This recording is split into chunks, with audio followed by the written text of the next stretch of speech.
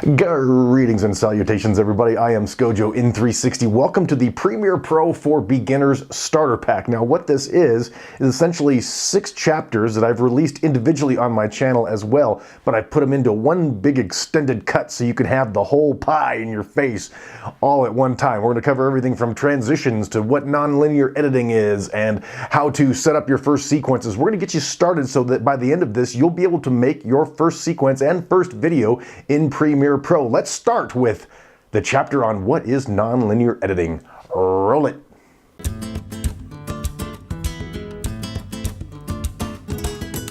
Well, greetings and salutations. I am Scojo in 360, or as my Spanish-speaking friends say, 360. First of all, you deserve congratulations for taking your first steps into the video editing world. Video editing is more fun than pizza and tacos. Cold beer, hot day. Peanut butter, chocolate. More fun than watching America's Got Talent and Britain's Got Talent. No, but seriously, video editing really opens up an entire new world for you, and it is the future with the internet. Everything is heading towards video. Why? Because at least half, if not more, of the people in the world would rather be shown something than to read a manual. Like, I didn't get formally trained on Premiere Pro. Where did I go? YouTube. What did I watch? Tutorials. So why am I making this? Because I want to help you out like all the others helped me out in the past. So, where should we go now?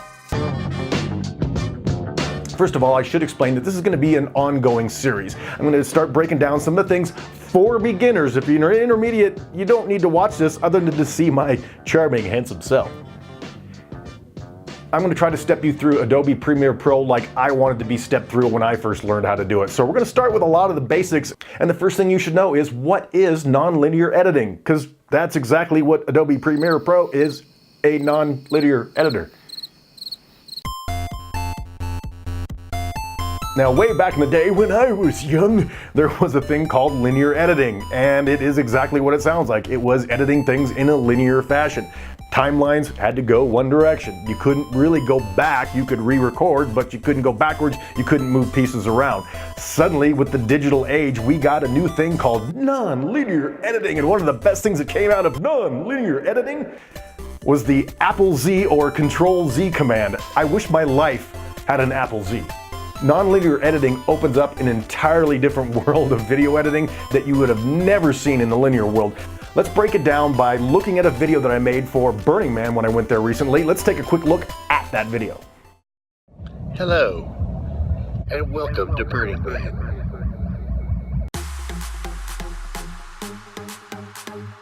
We're on our way to putting up our elephant carousels on this Saturday. We're very excited for this.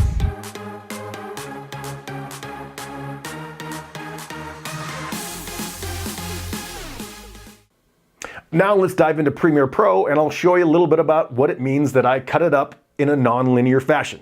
All right, here we go. Now, as you can see, this is my timeline here with the blue square, and I'm just gonna scrub through. As you can see, here's the video.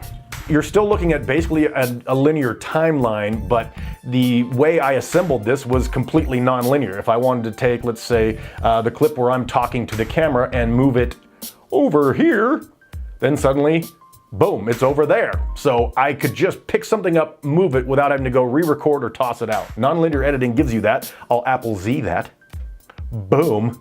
Now all of a sudden, mistake undone. Another great thing about nonlinear editing. The thing about nonlinear editing is that it made things a lot faster, and it also opened up the creative space a lot, because with nonlinear editing, what you do kind of remains a little bit soft until you eventually master it.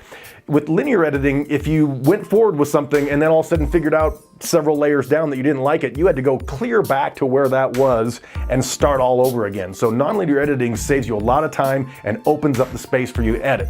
Nonlinear editing is almost like existing out of the time-space continuum. With linear editing, everything has to be done basically the way time flows, forward to back. With nonlinear editing, suddenly your entire spectrum goes from, I could be in the past, I could be in the present, I could be in the future, I could be past, present, future, and if I don't like this thing in the future, I can move it to the past. I wish life was like that. And of course, once you now know what nonlinear editing is, what do you do now? Well, that's what I cover in this chapter.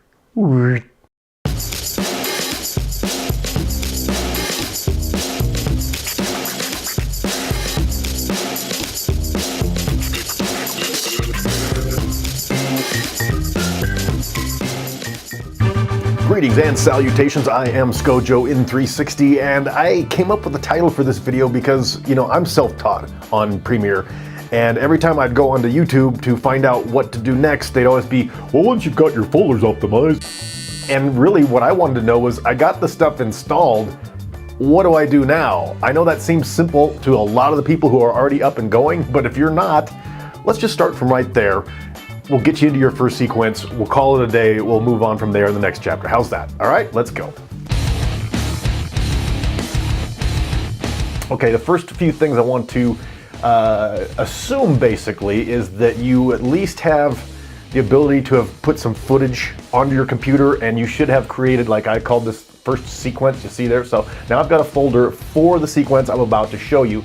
I also have a folder that's open to show where my Adobe Premiere is right there, but I actually like to use it down here. And then also what I'm going to be using for the footage for the building of this sequence is going to be a thing I did for Burning Man a few years ago, and all the footage is in this folder. So that's where we're going to start for now. Now to open Premiere, you can either do it in the Applications folder, or you can go down. What I like to do is use kind of the quick link there, and opens up Premiere. There we go. We are going to start from scratch as though we've never done anything for it before. What it's going to do is give me an option to decide how I want to proceed once it gets loaded. As you can see, I've already been doing some work on my Burning Man, but we're going to start a new project. Hit New Project. Go figure. Now I'm going to go over and browse through what I've got. Okay, I'm going to go into my ScoJo in 360 file. First sequence, there we go. That's where I want to put it, in the first sequence folder. Choose, boom.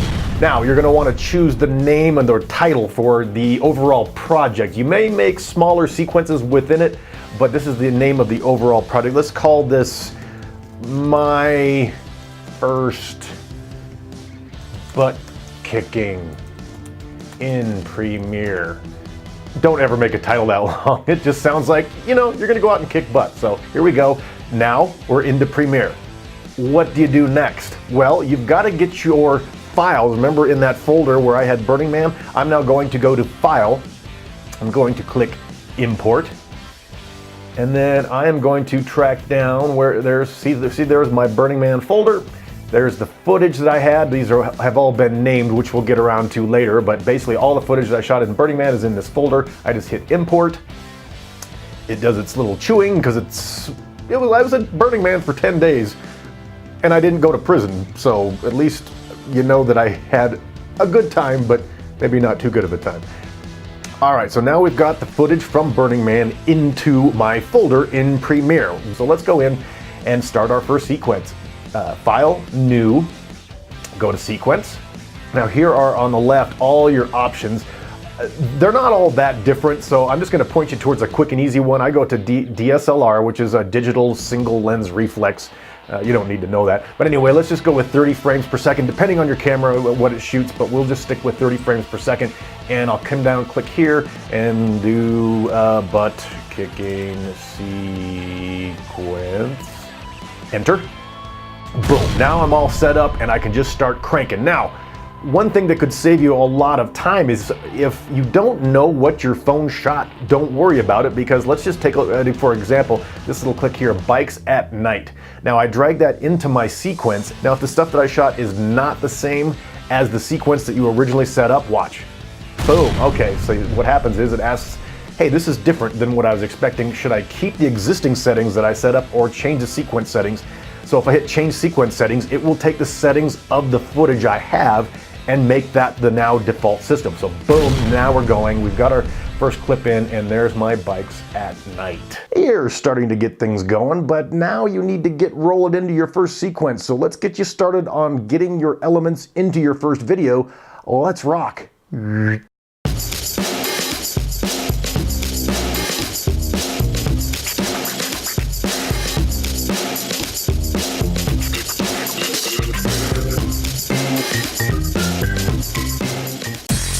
Hey everybody, ScoJo in 360 here. Welcome to another edition of the Premiere Pro for beginners. Intermediates, we don't need you. Nah, go on about your business. Beginners, we want to get you started. In fact, in the last chapter, I literally got you up to the point where you made your sequence settings and you dropped in your first piece of video. And what we're using as the foundation for this is my Burning Man video that I made. Let's take a quick look at that Burning Man video, or at least a portion. Here we go. Hello, and welcome to Burning Man.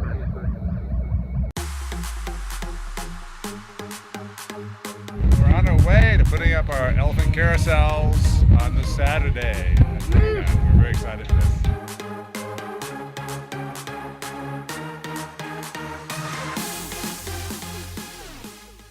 So we took the elements from that Burning Man sequence and dropped it into an all-new project. So we're starting from scratch, but using the same video elements that was in that Burning Man video. Let's take a look. All right, so the intro that you saw of me saying hello and welcome to Burning Man is right here. See this little sucker right here? Yeah, I'm gonna drop that right into my sequence. Now the good thing is when I drop it in there, the Premiere Pro is going to actually automatically read what my footage is, and it's going to actually set up the sequence with those parameters in it. So we're already off and to the races. Here we go. Hello, and welcome to Burning Man.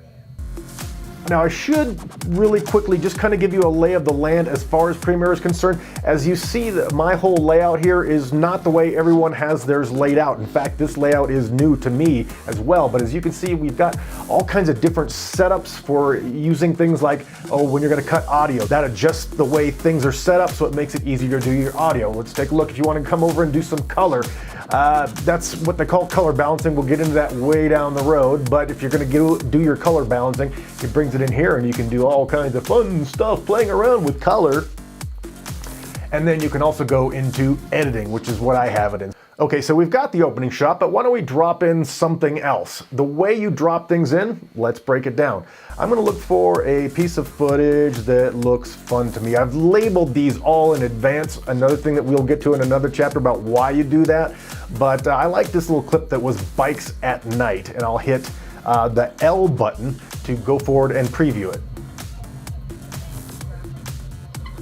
So if you want to preview, you're going to use your J to go backwards, you're going to use K to stop, and you're going to use L to go forward. Got that? J, K, L. J, K, L. Now the other thing you want to do is when you see the portion of the clip that you want, you're going to use I for in and O for out.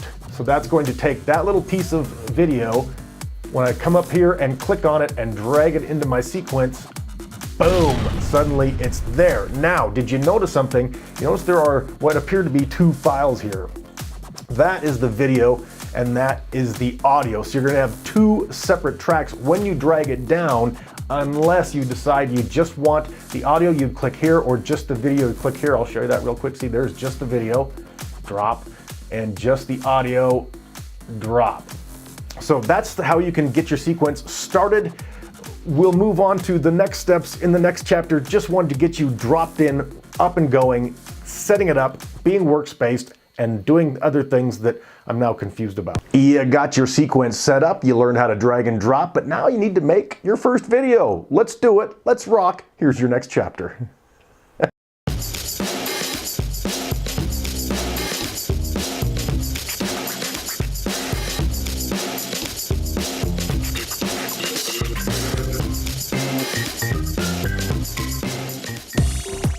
Hey everybody, I am Scojo in 360. Welcome to another edition of my Premiere Pro for beginners. Intermediate people,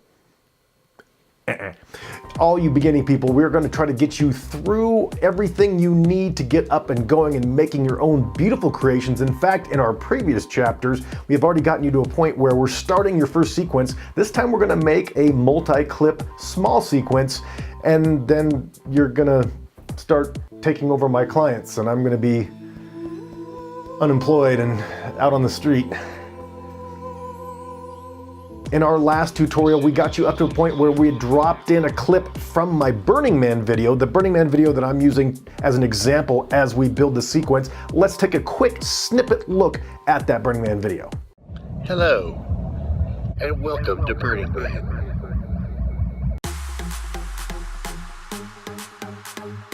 We're on our way to putting up our elephant carousels on this Saturday. We're very excited for this.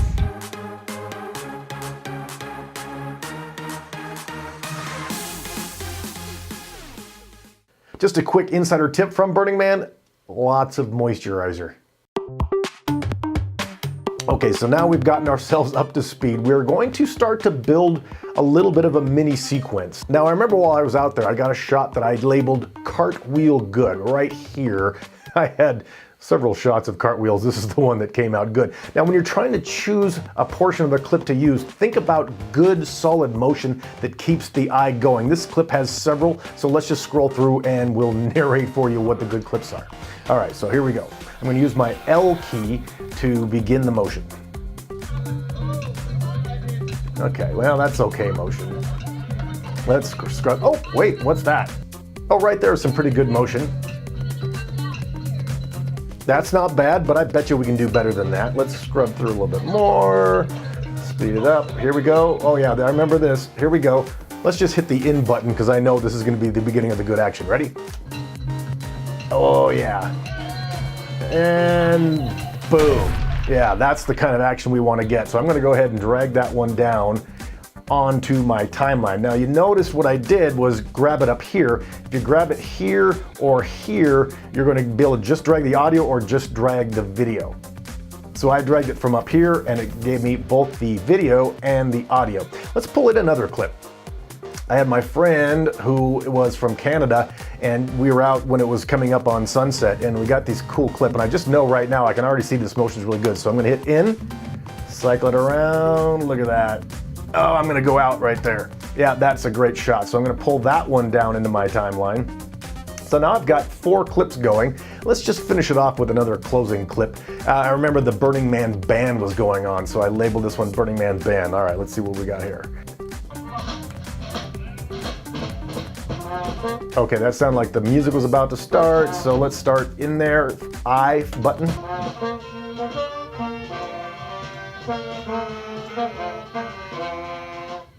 Okay, well, it's an okay band. Don't judge the video by the quality of the Burning Man band. Okay, so now we actually have a sequence. Let's take a quick look at it.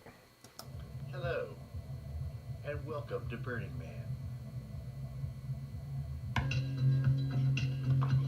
Yeah, see, we got some decent motion. We're not boring people quite yet. Oh, that's a gorgeous shot, isn't it? Love that sunset. And the great band music.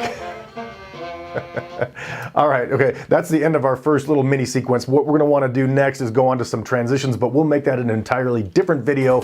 Okay, now you're starting to get good at this, but you want to start choosing what frame rates you're going to use and what resolutions you're going to use and what the hell are frame rates and what the hell is resolution. Let's check it out.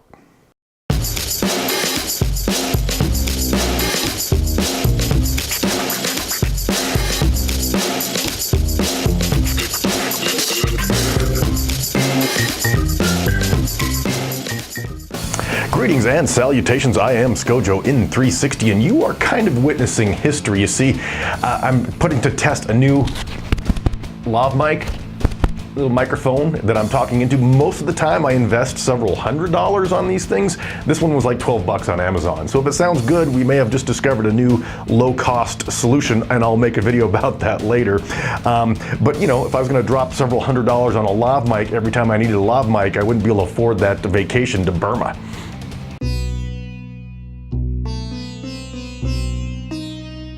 So I get the question all the time about frame rates and resolutions, and there's a lot of really technical stuff I could get into, but why don't we just go over the easy peasy lemon squeezy stuff.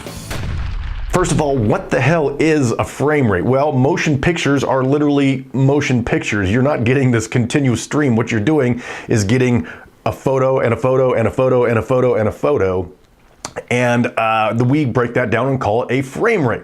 So how does that affect what you're shooting?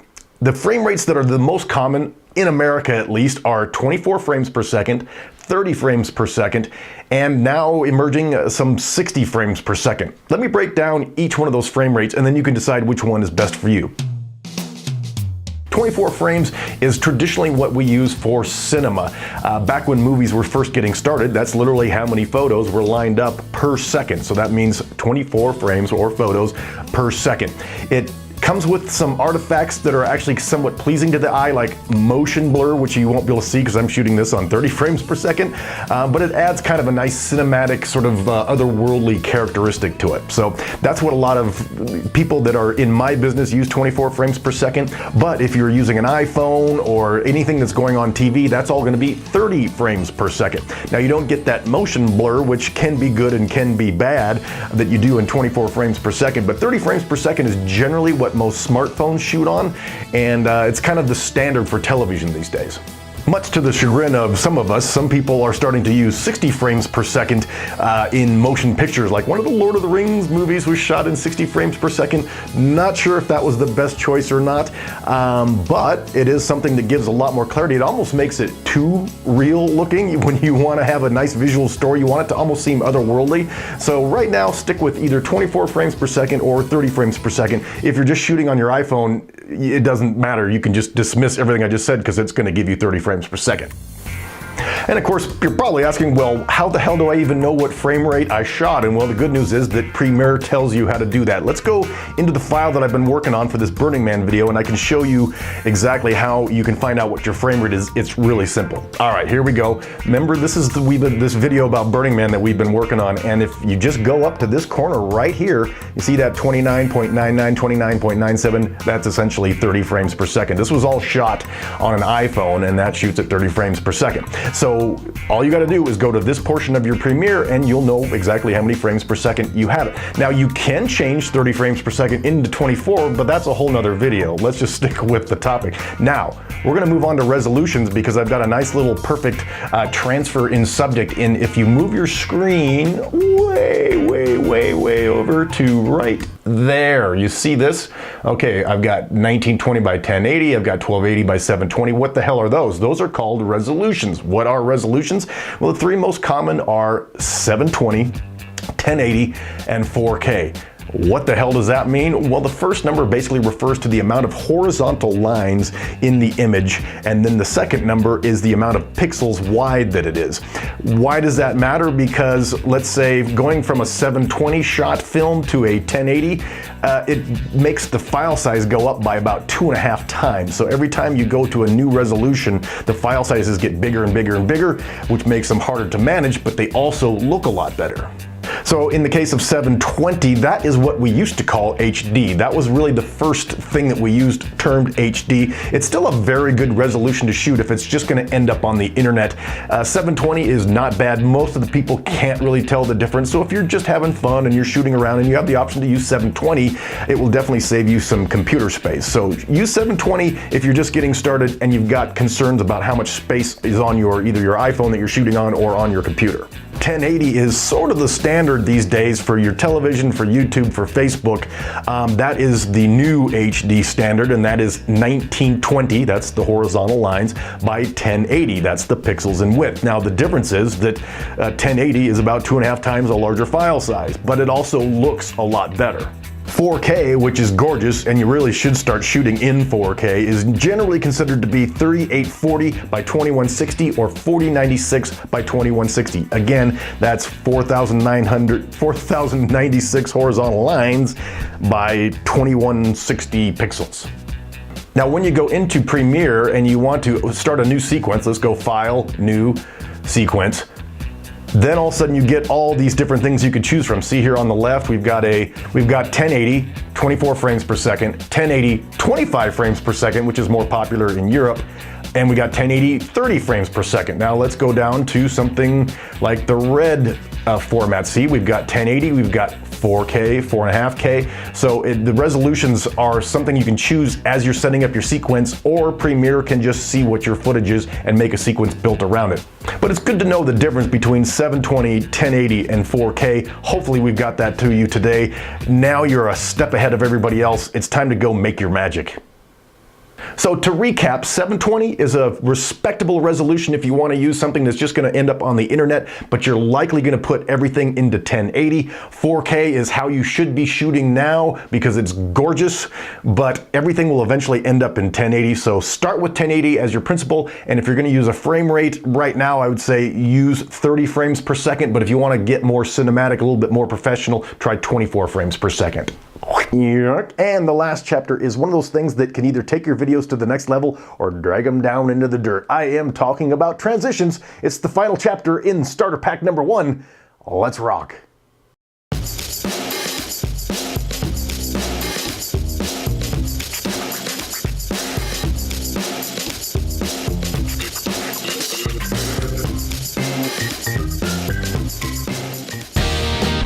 Greetings and salutations, I am Scojo in 360. I want to congratulate you. We have now reached a point where we've got our basic short timeline together from the Burning Man video we've been working on.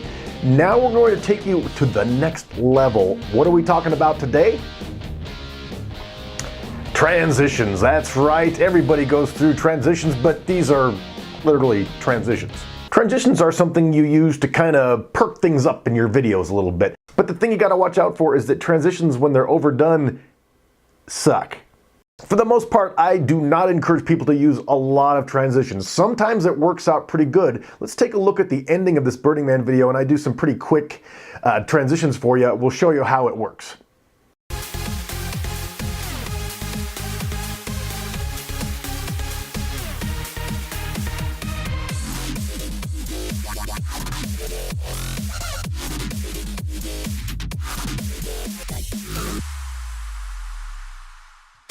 Now I know, yeah, that was a lot of transitions, and I said don't generally use a lot of transitions, but in this particular case, I use the transitions to help create a pacing thing where it started to get faster and faster and faster until bam, you hit that climax. And I'm sorry, is that word offensive these days?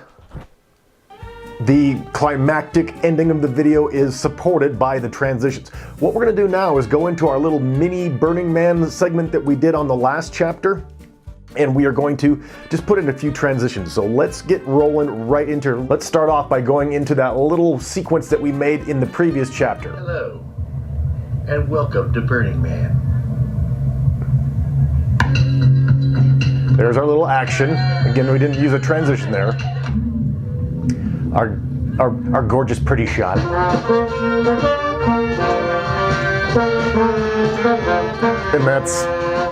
And that's the Burning Man band.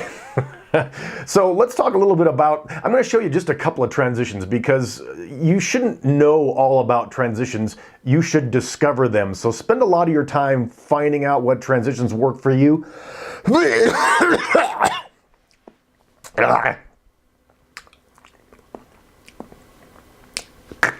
Nachos. So I guess what I'm trying to say is transitions are something that should be discovered. I'm just going to get you up and going to get you so you can get transitions started. It's really quite easy. Let's go back to Premiere.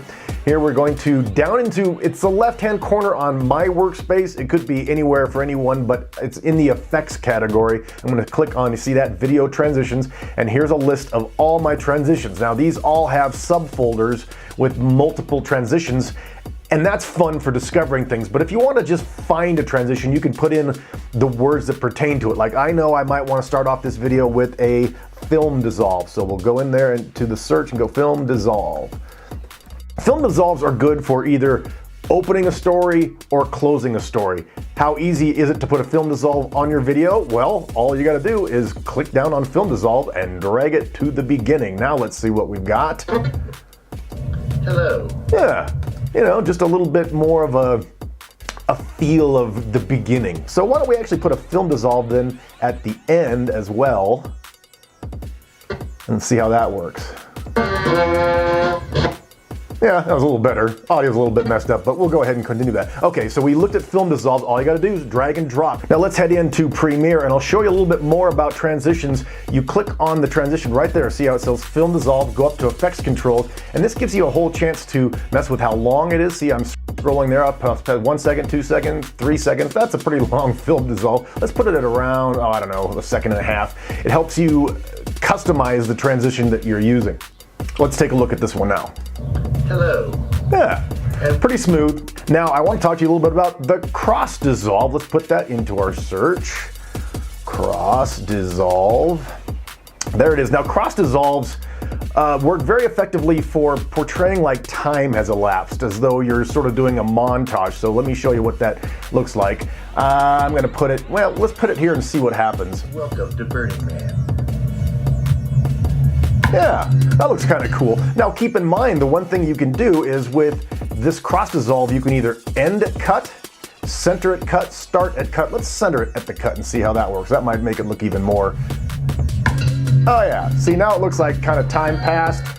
Let's just keep going. Now see how it went from a little bit lighter to a little bit darker? That also suggests that time has passed. So let's drop a cross dissolve in there.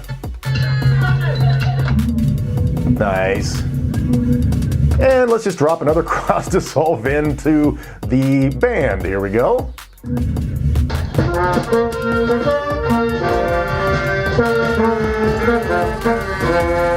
And film dissolve out. So that's the cross dissolve and the film dissolve. Just real quick, I want to show you a transition that is not normally in Premiere. It's available through Red Giant, and it's called the Swish Pan. And that's one of the ones I used in the video that you saw earlier. I'm going to drag that over to here, and now that creates a whole nother transition that's really cool. It's almost like swiping.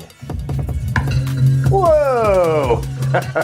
So use transitions as a way of conveying a message or upping the pace, that kind of thing, but think before you use them. Don't use them unless you have to, but if it supports it, transitions can really take your video to a whole new level.